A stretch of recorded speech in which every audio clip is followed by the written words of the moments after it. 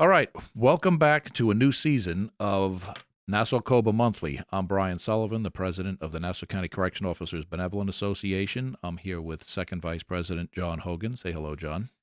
How we doing, everybody? The best color man in the business. Behind the glass is James. Say hello, James. Hello, James. James says hello to everybody. All right, we're in a new year, 2020. This month, I'm going to do a little bit of a recap of what we started last year, where we are on a lot of issues, and where I'm hoping we're going to be going in the future. We had our election last October, and I want to thank all the members of Nassau COBA for coming out in force and giving us a rousing support. All of my my board members and myself were all reelected with very big numbers, and I think that's a testament to the work that we've been doing here, and getting our message out, making sure that COBA's out on the forefront of all these issues like bail reform, criminal justice reform, and I sincerely want to thank all of our members for their support on this, in particular keeping all of my guys in place, that I got a very good working relationship, and I'm sure, John, you share that sentiment? No, we work well together. We're doing a great job. Nobody's half-assing it at all. It's a good thing. It's a good thing. We just keep going. And it's a first in COBA's history that everybody was reelected with rousing numbers. So I think that's a sentiment that we could all share. Just a quick review of the first year. Last March 2019, we started this podcast as an avenue to get information out to our membership in this new modern age of social media and podcasts and everything else. I think it's a very valuable tool that we can get. A lot of times people complain that they don't get to see us often enough. They don't get this, but they know that we're out there doing the work. And when we do these types of things, podcasts, social media, Facebook, and Twitter, and all that stuff, they see the things that you're doing on a much faster basis, and you're able to get the message out. A lot of the topics that we covered last year was all the stuff that was going on in Albany. Starting last March was the budget, where I was telling everybody about what's going on with bail reform, discovery reform, and how all this stuff was being hidden in the budget. There weren't public hearings about any of this stuff, and it was going to be changing the landscape. We were in Albany with the Downstate Coalition that we started. I actually, I'll take a little bit of a pat on the back with that myself, because I was made a big push to get Nassau, Suffolk, Westchester involved in the supervisory unions, also involved in a Downstate Correction Coalition, and they all gladly got on board. And New York City Corrections got involved also. New York City captains, New York City wardens, and assistant deputy wardens got involved. And we were actually doing a lot of good work up in Albany last year. We pushed back the peace officer status issue. We pushed back HALT legislation, and we got involved with HALT helping out the state corrections guys. And Mike Powers, the president of New York State Corrections, nice COBA, he wanted to come down and he wanted to get involved with our organization. So that's, again, I keep using the word testament. I think it is definitely a good testament for the work that we're getting done and the political action that we're getting done, and making sure that people know exactly what goes on in corrections and the things that we need to do. As far as bail reform is concerned, in that first season one, we talked about how we all agree that there's always room for a little bit of reform in anything. There's definitely room for changes. There was room for changes in the criminal justice system. They talked about the Khalif Browder case in the city, where a guy was languishing in jail for whatever it was, 2 years because he boosted a backpack, and he was in on a $500 bail. I think anybody in their right mind would agree that somebody shouldn't be sitting. I wouldn't want my son or anybody sitting in jail for a year and a half or 2 years on a $500 bail that they weren't getting out on.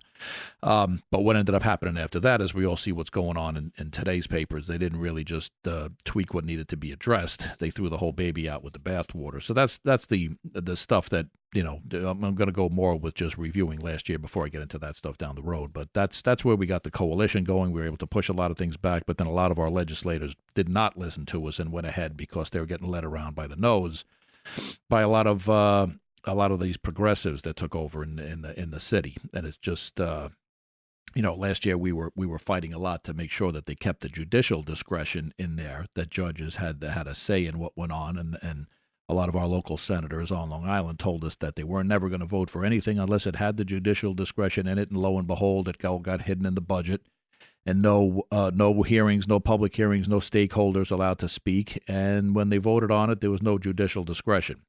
So that's how we end up being where we are now. That was the biggest part of the first podcast we had last year. We're going to touch a little bit more on that But later, right? we're definitely going to touch more on that later on. The second episode that we did, we talked a lot more about bail reform and the consequences of the law. We talked about 50A, protecting corrections and police officers, personnel files. That's going to be another issue coming up in this new session because the hits just keep on coming. We were able to fend that off last year, but that's going to be another big issue this year. We talked about how the city took over basically. The city senators and these, like I said before, took over what's going on in Nassau County with the elections. And a lot of these people in our county and in Suffolk County and upstate counties and things like that, they're fearful of these progressives, even though they're small in numbers. They're fearful because they're all being threatened with primaries. So a lot of these different groups, they're afraid of having a primary. We have people that are on the Democratic side. They definitely help us out. People like Peter Rabati in Brooklyn, they're big supporters of governmental operations, and they do a lot of things with pensions. These ones that are way over on the left, they're threatening to primary these people, and they're not friends of law enforcement. We talk about millennials and things like that, but it's just that there's I don't particularly bash millennials, but they don't seem to get a grasp of the history of what's gone on here, and if you don't get instant gratification, then we just want to throw everything out and start all over again. But there's a long history of people that have supported us in law enforcement, supported us in unions, and you can't just throw those relationships away because you didn't get your way for 5 minutes. And we don't like law enforcement. We don't think we should have cops. We don't think we should have jails. There's a big bad world out there. Nobody should be in jail. Nobody. Nobody should be in jail. Everybody should be allowed to freely roam.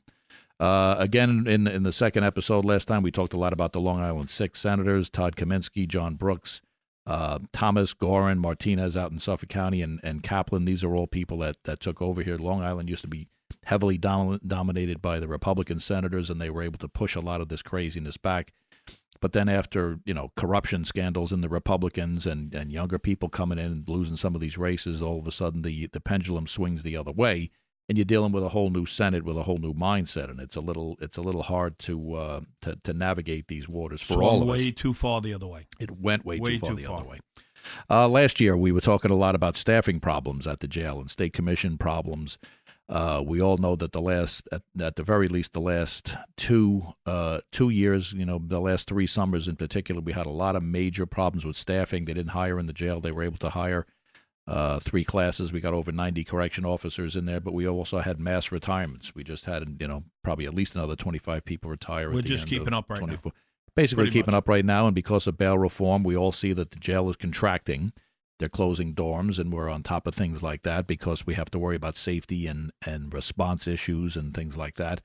But we lost a lot of people. They finally hired a lot of people, but right now we're kind of sitting just waiting to see what the effects of bail reform are going to be on where the water level settles is in our jail and all the other jails.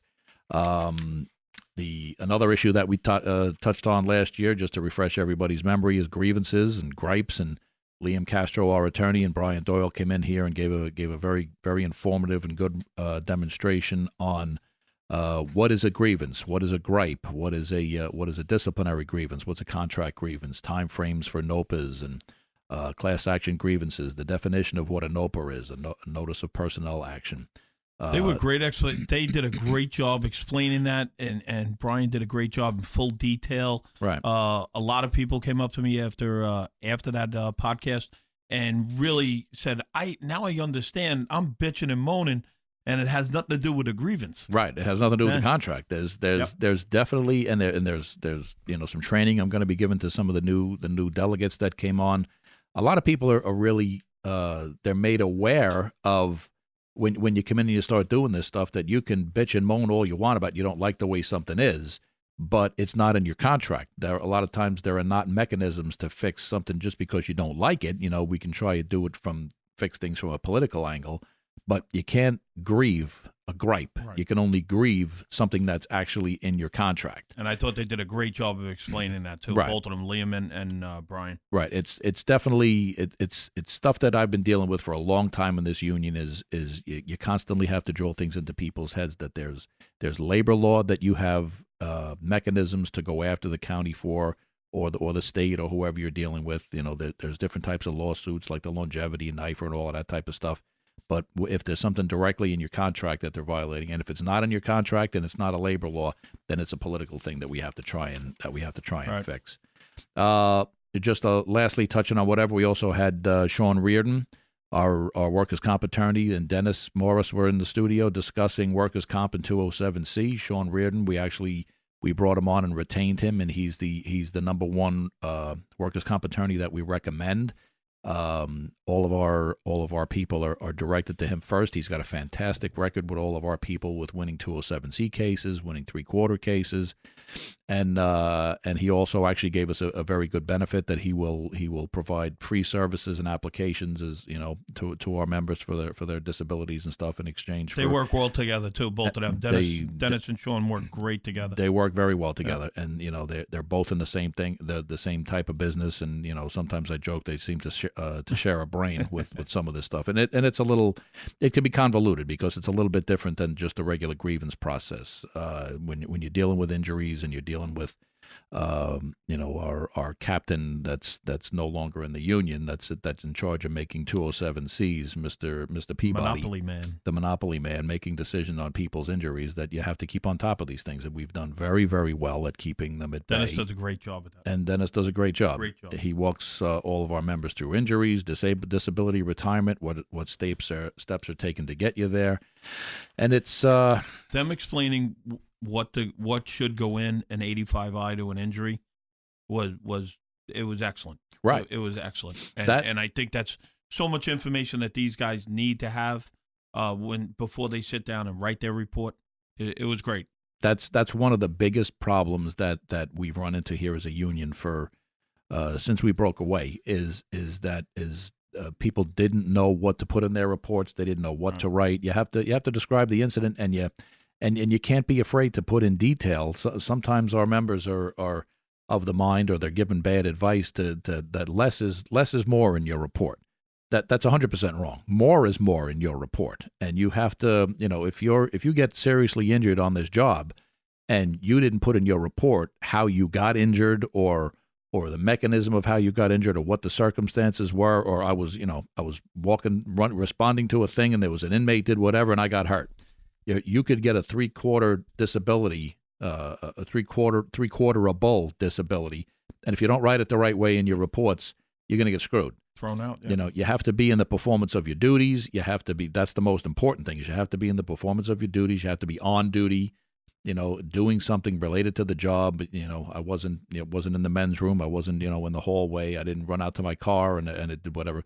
It's you can't be afraid, and I've run into this many times in the past. Trust me, with grand juries and court cases, and I sometimes I bore people telling stuff they don't want to hear the old man stories. But I was on trial years ago in federal court, and I've been to grand juries.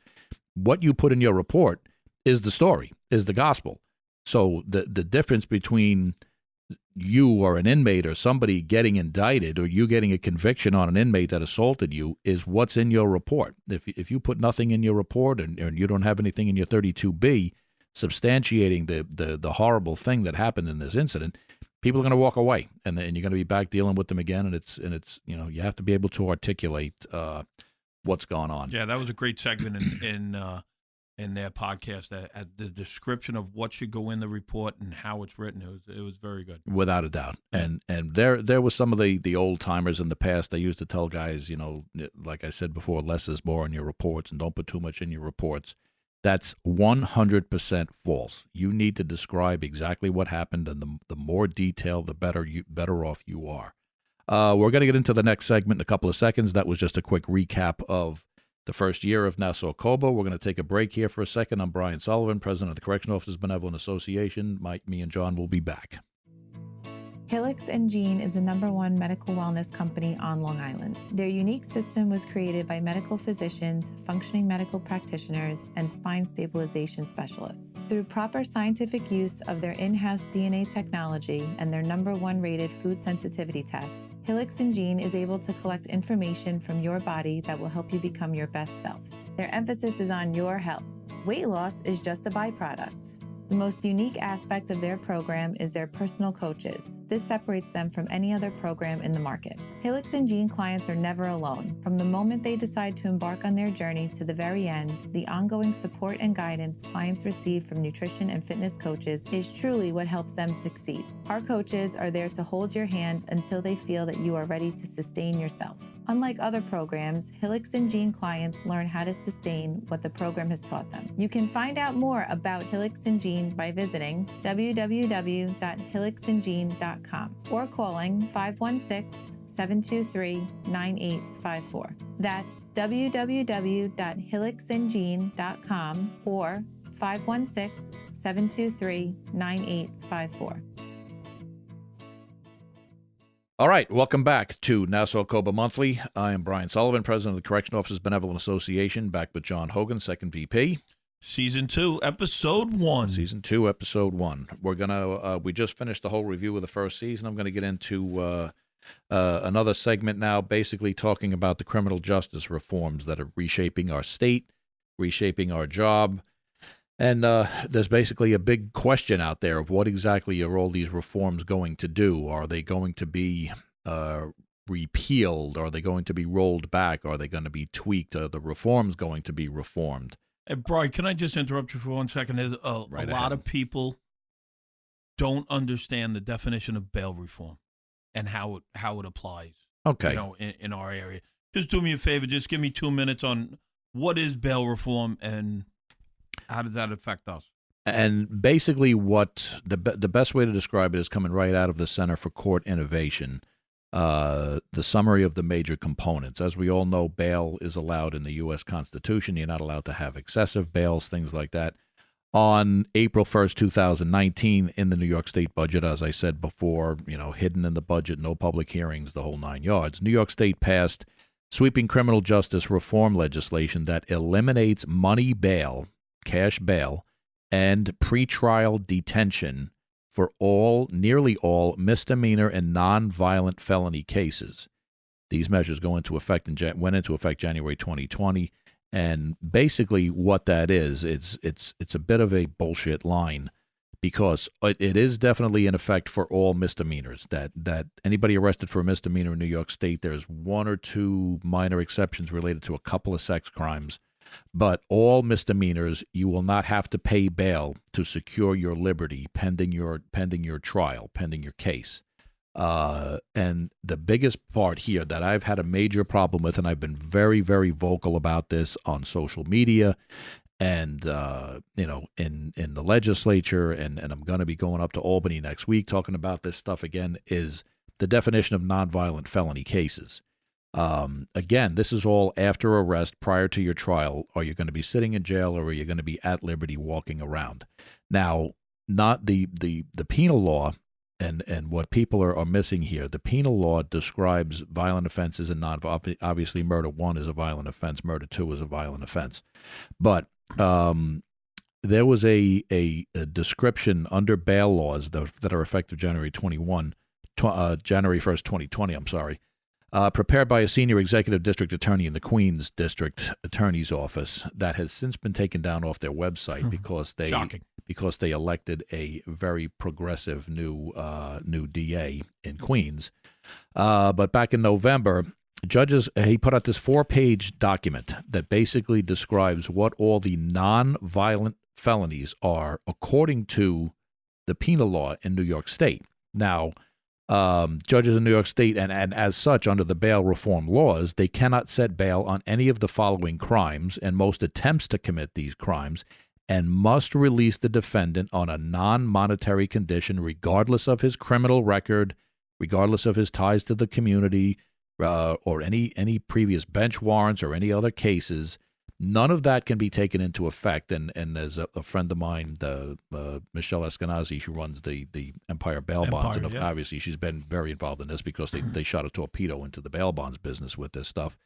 But she refers to it as a la carte criminal justice, that The judges cannot take into account your risk of flight, your risk to public safety, which is paramount in our end of the world, and just being a citizen of New York and anywhere, not having anybody be able to take into the account your risk to the public safety is insane to me. But also, they can't even take into account that you've done this crime before. You come in now, but you got a clean record. It's kind of like what they did with our computer system where they took away all the non-contacts from your last thing. Right. And when you come in now, you got a clean record again. And meanwhile, all the same assholes are on the same floor and you're fighting with them. It's the stupidest thing in the world if anybody thinks this is real.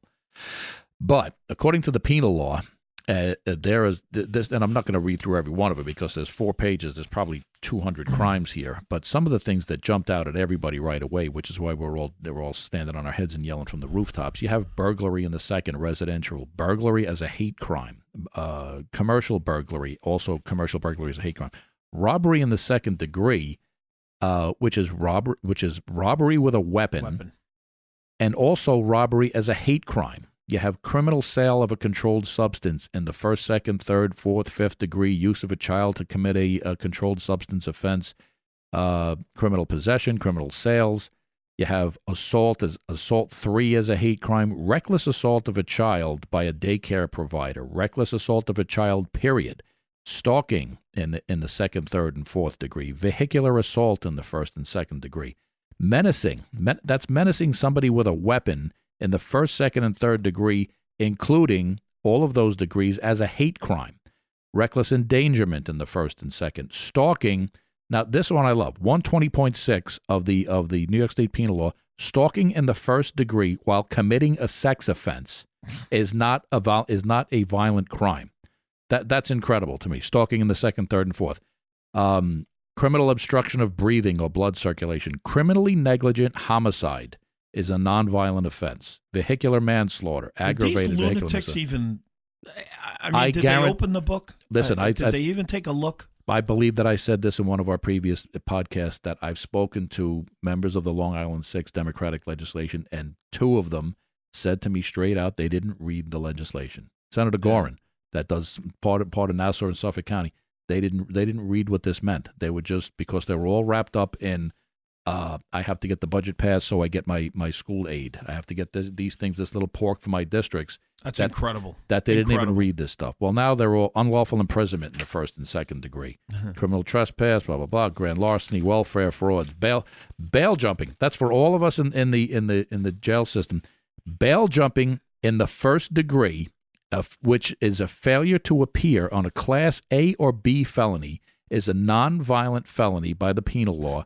You will get issued a desk appearance ticket or released on your own recognizance. If they happen to catch you on a warrant, you get pulled over by a cop out in the street, they find that you got a warrant on you for bail jumping in the first. That used to be one of the biggest things in our jail. You'll go to arraignment court. You'll have to get arraignment court because there's a warrant. You'll get released on your own recognizance. The lunatics wrote this. People have already proven that they are not coming back. That they're not coming back. We just had the case the other day where this guy had 2, I believe it's 2 DWIs since Christmas out in Suffolk County. Oh, yeah. The guy has a long, storied criminal history. They got him in on the first DWI and the second one, released him both times. The third time, he kills this guy. I believe his name is, I want to say Maldonado. I don't have it in front of me, forgive me. But he killed, this guy was just out. He's a graduate. He's going to do this. College graduate. He was going to go to all these big plans. This guy killed him. They locked him up. And what did they do again? They released him. Does anybody think that this guy's going to go out and he's going to go right into a program, or he's going to voluntarily go get an ankle bracelet? He went right back out again. Guess what happened? He had a court date. He did not show up for his court date. So they issued a warrant for him. We did, and I'm going to get into it in a second. I've been asked to do a lot of town halls regarding this bail stuff, and we did one last night with Pat Ryder, the Nassau County Police Commissioner. Some of the legislators were asking us to sit down and explain all this stuff. And in the middle of that, he actually stood up and he says he just got the message on his phone that Nassau County Police picked this guy up on a warrant. The guy from out in Shirley, they picked him up on a warrant. They brought him in, and from all indications, the judge will not be able to hold him again for not showing up, because it has to be willful and persistent refusal under the new bail law to not come back for your court date. So, and he's over at arraignment today. and we got to see if they're going to release him again. And it's just what these people are thinking with this and why there's resistance to roll these things back is beyond me. Yeah, Commissioner Ryder said it last night. He goes, Right. in the morning, they're going to let him go. Right. They're going to let him go again because their hands are tied. Part of the bail reform law is that these judges have to release these pretrial detainees on the least restrictive means possible, which doesn't necessarily mean they're going to get ankle bracelets, doesn't necessarily mean they're going to get, a bail for a heavy duty thing. The least restrictive means possible. We're going to be on the honor system now. So we had this woman, Campione. She's been all over the news. She was in for, she was in our jail on a $25,000 bond for burglaries. They let her go on New Year's Eve. She went out and she committed another couple of burglaries. They arrested her, let her out. She did another burglary, arrested her, let her out. They did another one, they arrested her, let her out. And there's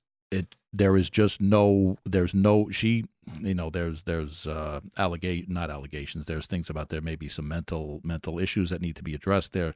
I don't know if there's any substance abuse, but that's one of the biggest thing that gets me too, is that these people that they're arresting, and we all know corrections it's not supposed to be Shawshank Redemption. It's not Oz. Corrections, it's in the name. It's to correct behavior. And in our jails, we have the drug programs, we have mental health programs, we have mental health doctors, and we all talk about these things, and sometimes we joke about the methodology of some of it. But that's what's supposed to go on in jail, whether you voluntarily get into it to try and help you with your case, and it actually helps you, or you're forced into it by a judge. These new laws, they have to release you on the least restrictive method possible, as long as you promise that you're going to come back to court. So now all these people with severe mental illnesses or not so severe, but they have behavioral problems, they have addiction problems, they're not going to get put into any programs. They're not going to be helped at all. They're going to be kicked back on the street. So that's the biggest problem I have with this progressive movement, which shows me the absolute hypocrisy of it, that it's complete bullshit, is because it's here because the system is biased against Black and brown people. It's biased against poor people, poor versus rich. If you're poor, you can't get bail, but if you're Harvey Weinstein and you're a fat old white guy, you can get out. It's absolute horseshit, because you're kicking people out that have to avail themselves or have to be made available to these programs to help them. And it's funny because I spoke to Senator Martinez. She's out in Suffolk County, and she's very dismayed by a lot of this stuff. She's one of the Long Island Six, but she's fighting to try and do some rollbacks on this stuff, and I'll give her credit for it. She told us several times that she represents some districts that are high crime areas. There are some minority areas, and she's very fearful of this bail reform thing, because she said her community is going to be hurt the worst, because that's where the high crime is, and that's where people are going to be victimized the most. And then you have people with addiction problems. They just don't get the help. The mental health problems. I've told people I've had some personal issues with family members that have some issues. My brother's been suffering with schizophrenia for 40 years. I've been dealing with this. I could cite chapter and verse for this stuff. And if he didn't get help years ago, God only knows what would have happened to him. But now these programs are thrown out the window. There's no diversion court. There's no anything. You go back out on the street because the system is biased. Now the system's biased against mentally ill and drug addicts, and we have this opioid crisis on Long Island that's just it's still raging. You have gang members. The MS-13 been bringing drugs on our island. They released 300 inmates from the Nassau County Jail because of this bail reform, and they started doing it January 1st. We did a lot of press about that January 1st. They were supposed to do it January 1st, but they started doing it November 1st because and this was coming from the courts. I don't believe that this was coming from the county itself. It wasn't Laura Curran ordering that these people be relieved. This was all coming through the courts, and it was directed from the state courts on down. They want these people out because they didn't want to see what an absolute shit show this bail reform is going to be. And you don't want 300 inmates running up Carmen Avenue, running through Eisenhower Park, or running up through Riverhead. Running down past the high school. Running down past the high school, running past the old folks' home next door. But this was all done in a very calculated way to try and say there's nothing to be seen here. Nothing to be seen here. Don't worry about it. Just we're going to let these people out. So they started letting people out, and the caliber of inmates that they were letting out, I pointed out several of them. Lifelong, heavy-duty drug dealers. There was one guy that was in there for aggravated assault on a child less than 11 years old. There were people in there with sex crimes. There were people in there with robbery charges, weapons charges. for the media to keep saying, and the politicians that are involved in this, is it's just misdemeanors and low level nonviolent crimes. Don't worry about it. You're all biased. You want to keep people in jail. You want fear mongering. Fear-mongers. All you're doing is fear-mongers. Fear-mongering. Your legislation let child beaters and burglars and people committing sex crimes and obstruction of breathing charges and weapons charges, you let people walk out the door. How can you say that's fear-mongering when it's the absolute God's honest truth of cases right out of the court? People with assaults with weapons charges are walking out with ROR. I'm here 31 years. It'll be 32 in July. I never thought I would see this. It goes back to like the movie The Purge or Marathon Man, that type of stuff. Yep. They think they're making a utopia. Where's Snake Plissken? We're gonna New York's gonna be surrounded by a wall one of these days. Hey, Cuomo set back domestic violence 30 years. No doubt. 30 years he set it back right to the beginning. And if you notice, when they had all those hate crimes going on with the Orthodox Jewish community in the city, Cuomo got up there and he talked about how we have to put laws in effect that make this a domestic terrorism crime. You know why he did that? Because there already were laws in the state. You had hate crimes as assault charges and hate crimes in and of themselves, that now you can't hold those people anymore. So now we're trying to figure out, how the hell do I get out from under this without looking like an asshole? Let's make this a domestic terrorism charge. Then they got the feds to come in and take over, and it was absolute hate crimes. Hate crimes, all the stuff that's gone on here, and now you walk out the door with an ROR or a desk appearance ticket. All right, that's it for the second section of this. This is Nassau COBA Monthly. We're going to take another quick break. We'll be back with what we're hoping the next year is going to bring, and some of the few issues I want to touch on. Brian Sullivan, President of Nassau County Correctional Benevolent Association, Nassau COBA Monthly. We'll be back. Helix and Gene is the #1 medical wellness company on Long Island. Their unique system was created by medical physicians, functioning medical practitioners, and spine stabilization specialists. Through proper scientific use of their in-house DNA technology and their #1 rated food sensitivity test, Helix and Gene is able to collect information from your body that will help you become your best self. Their emphasis is on your health. Weight loss is just a byproduct. The most unique aspect of their program is their personal coaches. This separates them from any other program in the market. Helix and Gene clients are never alone. From the moment they decide to embark on their journey to the very end, the ongoing support and guidance clients receive from nutrition and fitness coaches is truly what helps them succeed. Our coaches are there to hold your hand until they feel that you are ready to sustain yourself. Unlike other programs, Helix and Gene clients learn how to sustain what the program has taught them. You can find out more about Helix and Gene by visiting www.helixandgene.com or calling 516-723-9854. That's www.helixandgene.com or 516-723-9854. Okay, welcome back to Nassau COBA Monthly, the January 2020 edition. I'm Brian Sullivan, President of the Correctional Office, Nassau County Correctional Officers Benevolent Association. I'm back with John Hogan, second VP. The last section that I'm going to touch on here is just a little bit of a look forward into 2020 and exactly what some of the challenges are that are facing us, aside from obviously criminal justice reforms and what's going to happen to our department and how it's contracting and is it going to come back, and how many inmates did we lose, how many more are we going to lose, and how many are we going to get back when they start rolling back into the system again. The priority for this next season is, this next year, I should say, is the new sheriff. Vera Flood handed in her notice of resignation. She's going to be leaving the end of January 31st. Notices were put out for a new sheriff. Things were put on the normal circuits that they want to hire a new sheriff here. I'm glad that they have that there's qualifications in there. You need a minimum of 10 years of correction experience. Thank God. We've had some people in here, but listen, we've had people in here that had 25 years of correction experience that didn't do so great for us. We had our own people that didn't do so great for us. We had people from the city that didn't do so great for us. Then we had a cook in here for 10 years, and we know Flipping exactly eggs. Flipping eggs for 10 years. But with regards to Vera, I've known Vera, like I've said on numerous occasions, for more than 30 years, and I was actually very happy when they named Vera to be the sheriff here when they first put her in here 2 years ago, because on its face, Vera was here for 30 years. She knows the place inside and out. She knows the struggles we've had. She knows a lot of the problems that have gone on here. She knows a lot of the gripes of the union. We've certainly been very public about what was going on.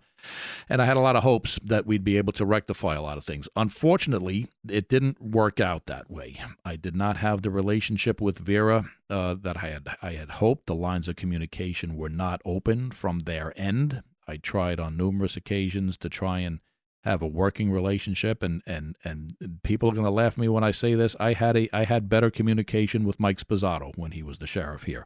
I would never say that I wanted Mike Sposato back as the sheriff, because that was, we all know, I'm not going to recap any of that stuff because it's 2 years gone. But I was not happy at all about the lack of communication, the lack of cooperation with Vera and her administration. It appeared that she was either steered away from the union. You know, we have the whole Captain Peabody issue again, where he was kind of put too much in a prominent position, and I think he's been making too many decisions here. And I had really hoped that we would have a better relationship, and we didn't. The union came out, and some people were not happy that the union came out, and we talked about that during the elections. We're not going to recap all that stuff again, but you know, we're going to see moving forward.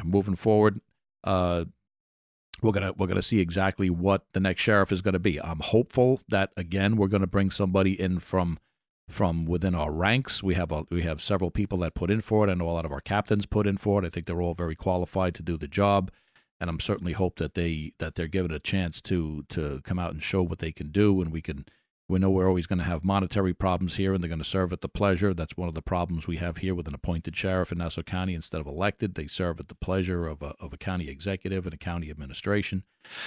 But I'm hopeful that at some point we're going to get actual cooperation from the department's administration first, because a lot of times the county will leave the department to run itself. They say, here's what your money is. It's in this little basket. Don't go over it. And if you have any problems, don't call us. And then the union has to get involved, because we come to these stalemates. We have a lot of issues, obviously, we all know, with the infrastructure. We have problems with the contract talks that are going on. I'll get into that in a second. And you know, we have especially with the place contracting, like I said, everything else, that we're going to need to have somebody that's going to be willing to cooperate with the union. We have to have an open line of communication. I've said on numerous times I couldn't get Vera to sit down and have a cup of coffee with me in a diner just to talk about things until November of her first year in here. That's unacceptable. I don't know what's how I was portrayed, or the union was portrayed, or she chose to see it that way. But that's Golio chirping in the ear whole entire time. That's Golio chirping, and it's the county not going around it, and and I've said it a number of times here. When you hide behind lawyers, nothing happens. We have the general counsel that's here, and we have Golio. Anytime you have an attorney that's involved in anything, they're going to tell you, don't do anything. Just sit there, because they're worried. They're worried about liability. Everything grinds to a halt. You need an operational person to run the jail that has to be able to make the hard decisions. That's going to be able to tell the union, no, I'm not doing that, or is going to be able to tell the union, all right, we're going to do this. I'll take your advice on that. We'll do what we can. I can do this. I can't do that. You just need an open policy. There's no need to be cloistered behind doors. There's no need to hide behind anybody or hide behind anything else.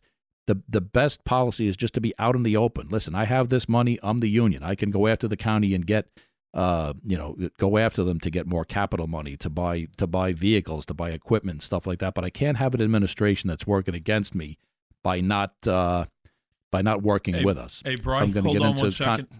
I just got a text from Dennis Morris wanting to congratulate Commissioner Donahue. He has just been appointed to the position of Undersheriff. Undersheriff Donahue will report directly to Sheriff Flood. Please join us in congratulating Undersheriff Donahue.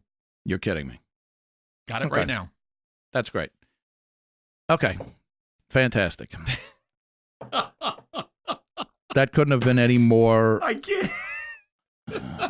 If this isn't everything that I just said, if this isn't an absolute typical thing that's gone on here, You don't call the president of the union. Nobody calls it. Listen, they don't have to. They don't have to do anything. I'm the county exec. I'm the sheriff. Who signed? Obviously, Vera signed the order. She had that had to be done, obviously, with the approval of the county. But or Golio. Or Golio. We had to make sure that Golio approved it. It just shows the absurdity that we've been dealing with here for the last 2 years. How perfect is that? I can't believe this. How absolutely perfect is that? This is what I've been dealing with, what we've been dealing with here for the past 2 years. We have a new undersheriff appointed here, and we gotta get notified that went out by the department wide. But the union got notified the same time everybody in the department did by a departmental email. Okay. Sorry about that, brother. Yeah. Listen, I don't even know how to I know how I want to respond to that, but I got a microphone in front of my face, so opening up the door, making a few phone calls, and telling people to go off themselves is probably not the best thing that I should be doing right now because it doesn't help anybody. But that's exactly what I feel like doing. Hey, how are those Mets doing? Yeah, exactly. This is absolutely atypical of what's gone on here, where there is just either the administration or the department or the county doesn't trust the union to tell them what they're doing and to be a part of the process. It infuriates me. It absolutely infuriates me, and it's another example of why you have to fight these people on every damn thing that goes on here. It's a shame. They don't have the common courtesy to tell the union, the president of the union, that they're appointing the number 2 position, the undersheriff in here, which comes with 1,000 questions. What does that mean? Is he going to be the next sheriff? Is he going to be the interim sheriff? Is he going to be the? Well, I don't even know if the county started. I know they wanted to start interviews next week. Right. So, and Vera steps down on the 28th, I think, right? Or the 31st? I think it's the 31st, but it might be okay. Depends on what the holiday is. Well, you're not vetting anybody in a week and a half. Right. I hope to God they don't. No. Because then they didn't do their due diligence. Right. So that puts Danny right in the spot. That puts Danny right there, and all indications, at the very least, he'll probably be named the acting sheriff for a little while until they find what goes on. But it's just, if this isn't absolutely atypical, why I have to fight these people on everything, going from longevity to NIFA lawsuits to all the different things we've done here, is that they just do, and they think that the unions, and it's not just us, because I deal with it with the PD, with the detectives, with everybody else. I don't know whether it goes back because we didn't back the county executive initially for these things, but they don't. They look at the unions, and I talked to some of my people here that we. With UConn, because there's a lot of work that is done with unions, and the Democrats they're all very union slanted, and they're for the unions and everything else. This is another example of how the unions in Nassau County, and you have a Democratic administration and Democratic appointees, and they don't think to tell you when they do things. That's a kind way of putting it. And then when I bitch about it afterwards, I didn't realize you didn't like this. Not that I don't like Danny or whatever, anybody being there. That's not the issue. The issue is doing it right. Yeah, the issue is they do things, and then when you come out swinging afterwards and say, "Are you kidding me? What the fuck did you do this for?" You don't like that? Yeah, and now I got you in court. Now I got you here. Now I got you there. I got you in the news. Everything else, and they look at you like you're crazy because they just think they can do and say whatever they want, and there's no blowback. All right, listen, to wrap up what we're doing here, you got to move on a little bit. We got to move on a little bit. Just to touch on, we've been in contract. This will be a 4-hour segment. Yeah, exactly. I'll be here banging my head against this microphone.